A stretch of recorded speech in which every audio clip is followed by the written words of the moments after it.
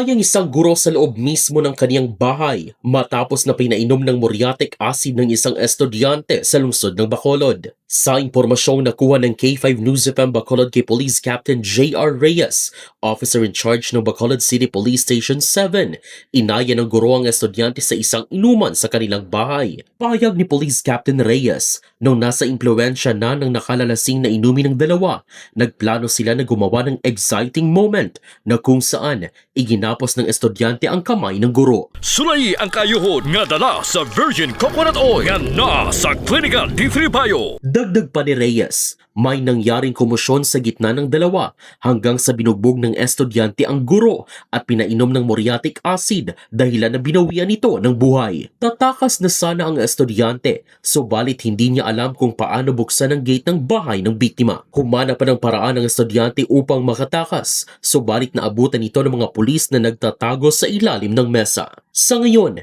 nasa kustodiya na ng mga pulis ang sospek at nagpapatuloy pa rin ang investigasyon sa nangyaring krimen. Balita mula sa Bacolod City, Zairo Vanalbay. Para sa Kampiyon na Balita, Serbisyo Publiko at Kasiyahan sa Negros, K5 News FM.